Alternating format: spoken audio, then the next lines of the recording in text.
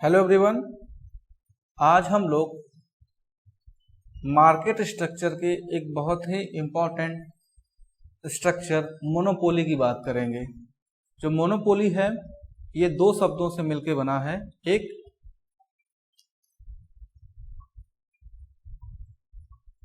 मोनोस, दूसरा पोलस। मोनोस का मतलब होता है सिंगल और पोलस का मतलब होता है सेलर।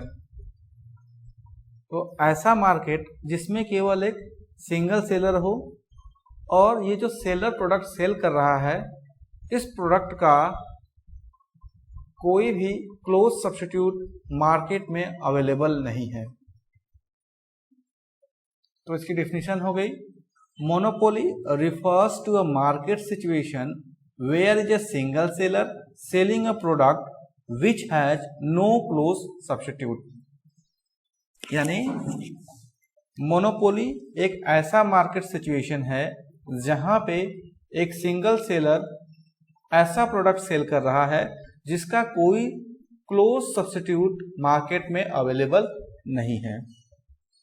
एग्जाम्पल के लिए अगर बात करें तो एग्जाम्पल इसका रियलिटी में नहीं मिलता है, लेकिन इंडिया में इंडियन रेलवे जो है इसका एग्जाम्पल हम ले सकते हैं, क्योंकि जो रेलवे का सर्विस प्रोवाइडर है वो केवल गवर्नमेंट प्रोवाइड करती है, लेकिन अब धीरे धीरे गवर्नमेंट इसमें भी प्राइवेट प्लेयर को अलाउ करने की सोच रही है। फिर reasons for emergence of monopoly. Monopoly होने का कारण क्या क्या है? पहला है आपका गवर्नमेंट लाइसेंसिंग। हो सकता है गवर्नमेंट ने किसी पर्टिकुलर फर्म को लाइसेंस प्रोवाइड कर दिया हो कि पर्टिकुलर कमोडिटी का प्रोडक्शन केवल आप ही करेंगे। पेटेंट राइट, दूसरा है आपका पेटेंट राइट। किसी फर्म ने रिसर्च और डेवलपमेंट करके किसी प्रोडक्ट का इनोवेशन किया हो तो उस प्रोडक्ट के प्रोडक्शन, सेलिंग आदि पर गवर्नमेंट उस पर्टिकुलर फर्म को राइट दे देती है कि आपका अधिकार है, आपके अलावा इस पर्टिकुलर प्रोडक्ट को आपके अनुमति के बिना कोई भी यूज नहीं कर सकता है। थर्ड है कार्टेल्स। हो सकता है कमोडिटी एक्स एक ऐसी कमोडिटी हो जिसका प्रोडक्शन 2-3 कंट्रीज में होता है या दो चार फर्में कर सकती हूँ।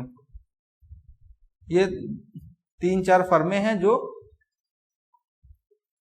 एक्स प्रोडक्ट को प्रोड्यूस कर सकती हो, इनके अलावा कोई भी फर्में इस प्रोडक्ट को प्रोड्यूस नहीं कर पा रही हो, कर सकती हूँ। तो ये जो फर्में हैं ये आपस में एक एग्रीमेंट कर लेंगे, इसी एग्रीमेंट को हम कार्टेल बोलते हैं। अब ये क्या करेंगे, ये आपस में ये एग्रीमेंट करती हैं कि हम लोग इस कमोडिटी एक्स कमोडिटी का प्राइस 100 रुपीज सेट करते हैं, इससे नीचे कोई भी फर्म इसे सेल नहीं करेगी। तो इस कारण से भी मोनोपोली इमर्ज होती है। फोर्थ आपका है control on strategic raw material. मान लेते हैं जो एक्स कमोडिटी है ये ऐसी कमोडिटी है कि इसका रॉ मटेरियल किसी एक पर्टिकुलर फर्म के पास है, तो इस फर्म के पास भी क्या होगा, मोनोपोली एंजॉय करने का मौका होगा और मार्केट में मोनोपोली होगी। फिर है नेचुरल मोनोपोली। इसमें क्या होता है, जैसे कोई एक फर्म है ये बहुत ज्यादा प्रोडक्शन कर रही है, इसका प्रोडक्शन बहुत ज्यादा है। जब प्रोडक्शन बहुत ज्यादा होता है तो इस फर्म को क्या होता है, इकोनॉमीज ऑफ स्केल मिलता है। इकोनॉमीज ऑफ स्केल के कारण जो प्रोडक्ट है उसकी कॉस्ट बहुत कम हो जाती है।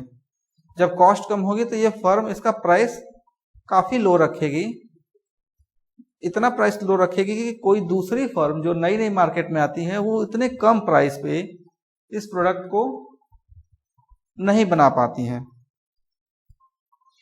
तो ये भी क्या होता है, इसे नेचुरल मोनोपोली मिलती है। अब हम बात करते हैं फीचर्स ऑफ मोनोपोली। तो पहला फीचर है आपका सिंगल सेलर। मार्केट में केवल एक सेलर है जो प्रोडक्ट को सेल कर रहा है।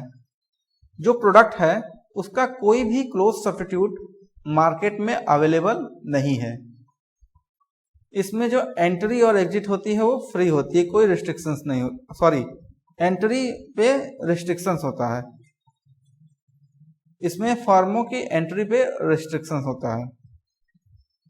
फोर्थ है प्राइस डिस्क्रिमिनेशन।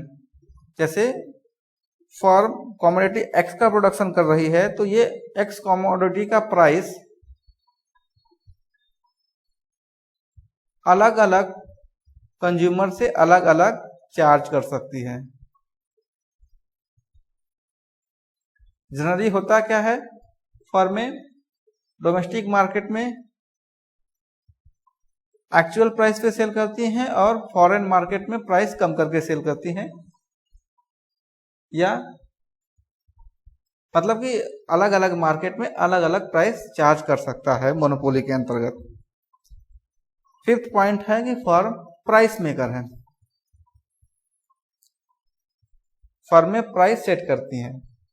सिक्स्थ पॉइंट है मोनोपोली जो है, मोनोपोलिस्ट जो है वो प्राइस और आउटपुट दोनों को डिटरमाइन कर सकता है, सेट कर सकता है, लेकिन वो किसी एक को ही सेट कर पाएगा। या तो प्राइस को सेट करेगा, जब वो प्राइस फिक्स करेगा तो उसी के अकॉर्डिंग उसका आउटपुट ऑटोमेटिक सेट हो जाएगा। अगर वो आउटपुट को सेट करता है तो उसके अकॉर्डिंग प्राइस सेट हो जाती है। दोनों में से किसी एक को सेट कर सकता है, दोनों को सेट नहीं कर पाएगा। अब हम लोग बात करते हैं डिमांड कर्व अंडर मोनोपोली।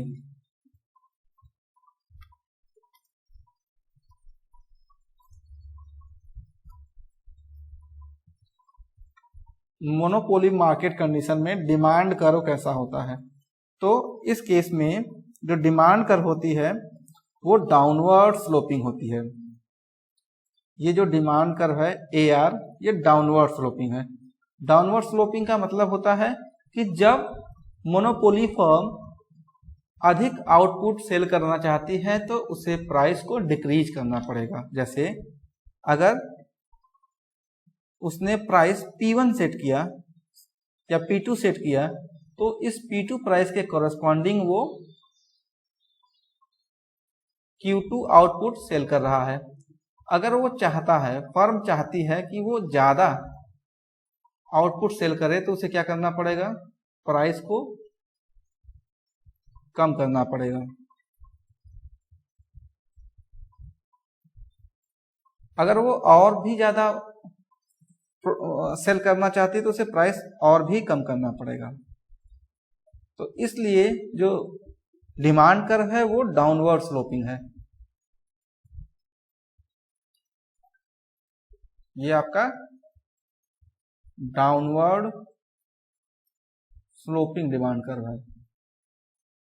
इसका स्लोप नेगेटिव है, डिमांड कर्व का स्लोप नेगेटिव होता है। अब MR कर्व की बात करते हैं। MR कर्व जो होता है वो AR कर्व से कम होता है। जब MR कर्व बनाया जाता है तो हम ये ध्यान देते हैं, जैसे ये हमारा AR कर्व हो गया, हम इस AR कर्व के किसी भी पॉइंट से एक परपेंडिकुलर ड्रॉ करते हैं Y एक्सिस पे।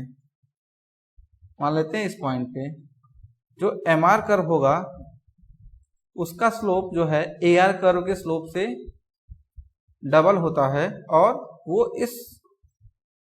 ये जो लाइन है आपकी EA लाइन है, इसको दो इक्वल पार्ट में डिवाइड करता है।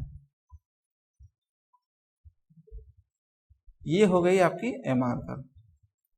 अब डिमांड कर्व को समझ लेने के बाद हम लोग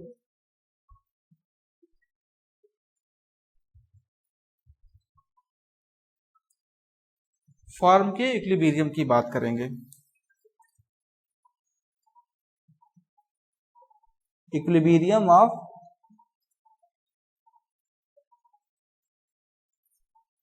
फॉर्म अंडर मोनोपोली।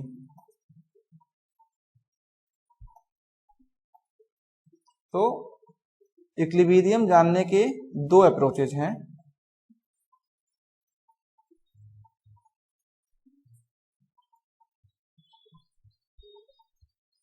एक है आपका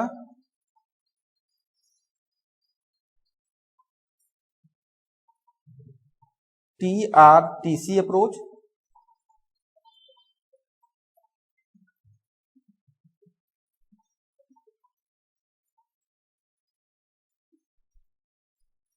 दूसरा है आपका MRMC अप्रोच। जैसा कि आपने परफेक्ट कंपटीशन में देखा हुआ था, इसी दोनों अप्रोच से यहां पर भी फॉर्म के इक्विलिब्रियम की बात करेंगे। तो इससे पहले हमें समझना होगा कि फॉर्म का ऑब्जेक्टिव क्या है। तो ऑब्जेक्टिव क्या है फॉर्म का? फॉर्म का ऑब्जेक्टिव है प्रॉफिट मैक्सिमाइजेशन, अपने प्रॉफिट को मैक्सिमाइज करना।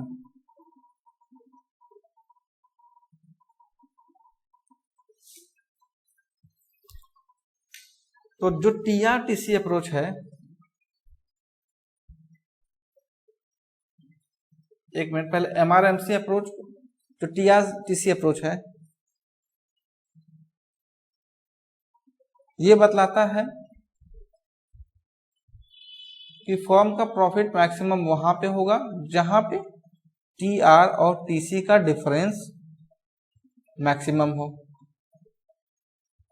इसका डिफरेंस कहां पे मैक्सिमम होगा?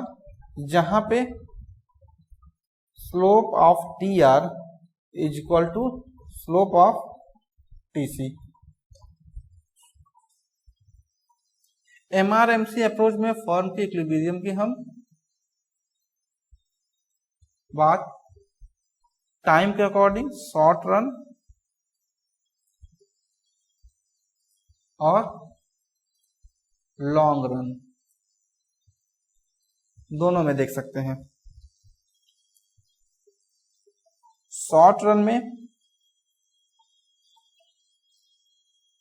जो फर्म मोनोपोली के अंतर्गत काम कर रही होती है उसे एबनॉर्मल प्रॉफिट हो सकता है, एबनॉर्मल प्रॉफिट हो सकता है।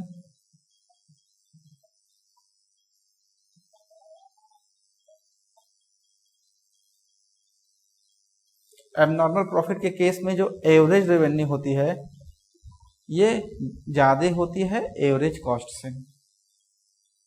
दूसरा होता है normal profit.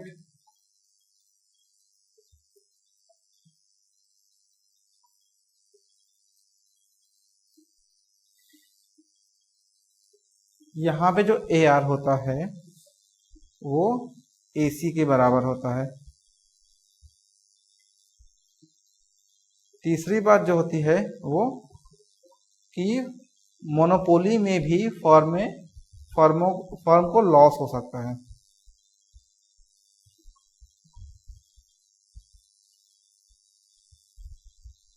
AR equal to AC।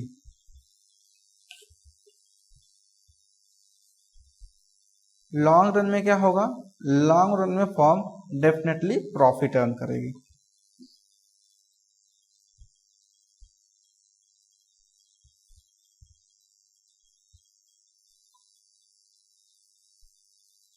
अब हम लोग एक एक करके इन अप्रोच को देखेंगे। तो सबसे पहले TRTC अप्रोच। TRTC अप्रोच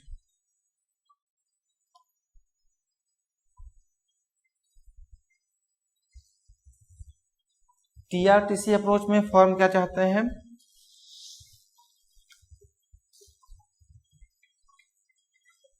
अपने प्रॉफिट को मैक्सिमाइज करना चाहता है।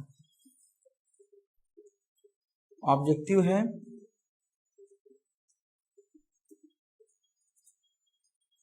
प्रॉफिट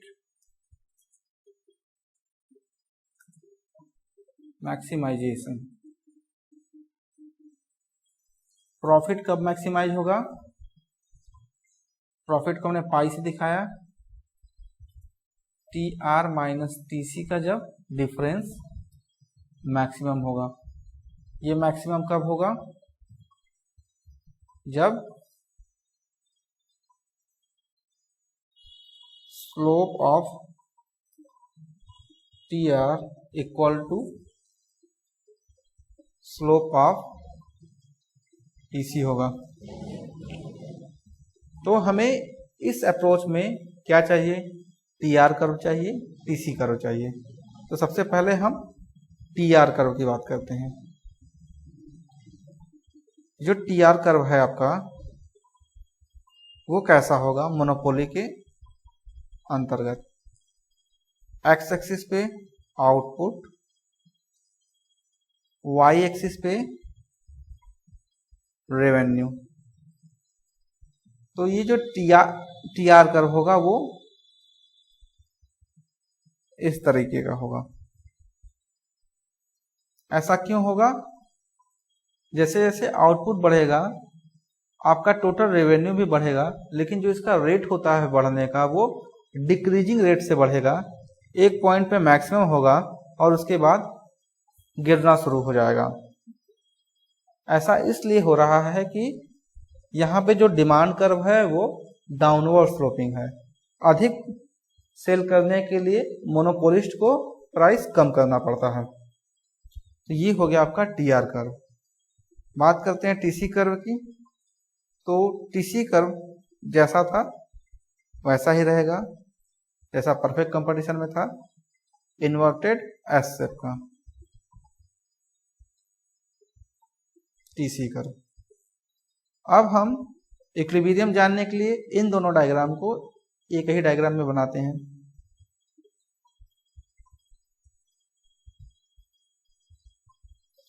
तो ये आपका हो गया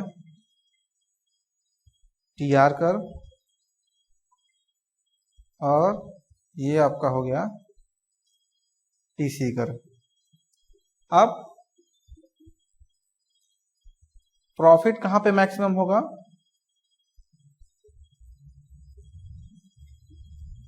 जहां पे दोनों कर्व का स्लोप इक्वल हो। तो दोनों कर्व का स्लोप इक्वल यहां पे है।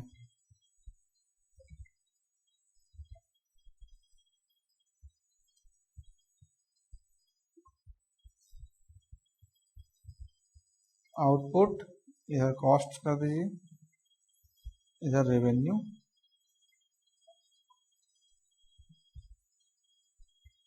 तो ये जो है ये इक्विलिब्रियम का पॉइंट है। ओक्यू आउटपुट इक्विलिब्रियम का आउटपुट है। तो ये हो गया आपका T R T C approach. अब हम लोग बात करते हैं M R M C approach. M R M C approach.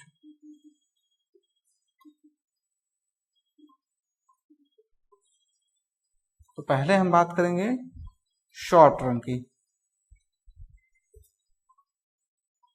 Short run में पहला क्या है आपका? अब नॉर्मल प्रॉफिट का केस है।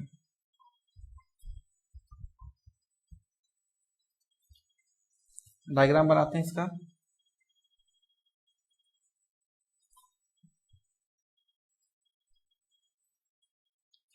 X axis, y axis, price and cost. इधर क्या बतला रहा है आपका? आउटपुट। डिमांड कर्व यहां होता है डाउनवर्ड स्लोपिंग डिमांड कर्व। ये हो गया आपका ए आर कर्व। ये हो गया आपका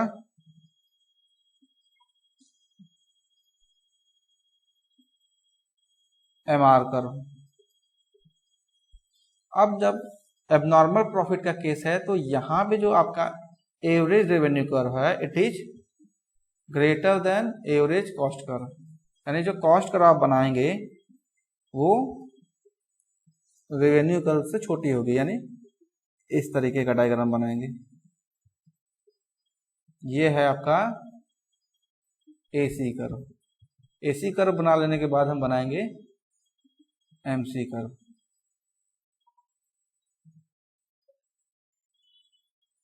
थोड़ा